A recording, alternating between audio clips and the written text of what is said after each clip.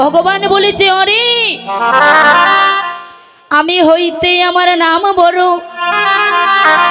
আর আমার নাম হইতে আমার ভক্ত যে আরো বড়। যদি আমার চরণ পেতে চাও তবে আগে ধরো আমার ভক্তির সঙ্গ, আগে করো ভক্ত সঙ্গ, আগে নাও বৈষ্ণবের চরণ দুলি, তবেই তো তোমার মন নামে রুচি হবে। ও বাবা, মুখে যদি আমাদের রুচি না হয়, অনেক সময় আমরা আচার খেয়ে থাকি, খাই না? টক খেলে জিহ্বার জালি কেটে যাবে, স্বাদ পাবো। আরে যদি নামে রুচি না থাকে তাহলে আমরা কি করব গো? যত পারি ভক্ত সঙ্গ করব, যেখানে কৃষ্ণ কথা হয়, যেখানে আমার হরি কথা হয়, সেখানে ছুটে যাব। দেখবেন মা, ভক্ত সঙ্গ করিতে করিতে এই মনের ময়লা কেটে গিয়ে ত্রিতাবে জ্বালা দুর্বৃত হয়ে এই অন্তরী কৃষ্ণ প্রেমে জাগরিত হয়। আরে যদি একবার নামে রুচি এসে যায় বাবা, তাহলে যে আর কিছুই ভালো লাগবে না গো। এই সংসার সন্তান ওমা সর্বক্ষণ শুধু আমার আমার করছি না গো। এই জগতে ভগবান আমাদের পাঠিয়েছে, কেন পাঠিয়েছে? ওমা দেখবেন অনেক সময় আমার ভাইয়েরা, ছোট ছোট ভাইয়েরা দেখবেন গুড়ি ওড়ায় না গো। তো গুড়ি যখন আকাশে ছেড়ে দেয় বাবা, নাঠাইলটা তাকে কার হাতে?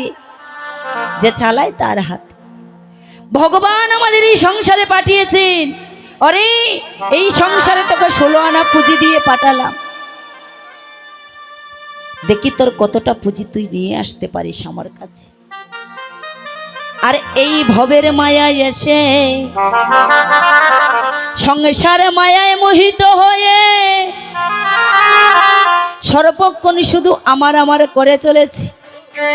আমার ভাই, আমার বন্ধু, আমার মাতা, আমার পিতা। তো এই আমার আমার করতে করতে ভুলে গিয়েছি আমার মহাপ্রভু, ভুলে গিয়েছি আমার অনাদিরাদি গোবিন্দের কথা। ভগবান বলেছে যত পারো ভুলে যাও, তাতে কোনো দুঃখ নাই। ওরে একদিন তোমায় ফিরে আসতে হবে আমার কাছে। যতদিন এই দেহে বল আছে, যতদিন গায়ে শক্তি আছে, ততদিন এই সংসার তোমায় ভালোবাসবে। ওমা আপনি যদি এক সপ্তাহ বিছানায় পড়ে থাকেন, যদি গৃহের কোনো কর্ম করতে না পারেন, আপনার ছেলে বউ আপনায় ভালোবাসবে? বাসবে মা? বাসবে না।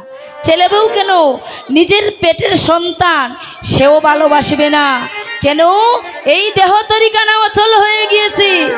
ও বাবা, বাজারে যাই আমরা প্রতিদিন, অক্লান্ত পরিশ্রম করি, টাকা পয়সা নিয়ে বাজারে গিয়ে আগে আমরা দেখি কি বাবা, আমার সন্তান ঘরে রেখে এসেছি, তার জন্য কিছু নিয়ে গেলে সে খুশি হবে। আদরের সন্তান, তার জন্য আমরা ভালো ভালো জিনিস কিনে আনি, ফল মূল মাছ মাংস যাই যে সেবা করি, সেটা যে ভালোবাসি, আমার সন্তান কি ভালোবাসে আমার জানা আছে, বাজারে গিয়ে আমি আগে সেটাই নেব। কিন্তু বাবা কোনোদিন আমরা লক্ষ্য করিনি আমার ঘরের কোণে বসে আছেন একজন, যিনি আমার অনাদিরাদি গোবিন্দ, তিনিও তো আমার পথ চেয়ে বসে আছে গো।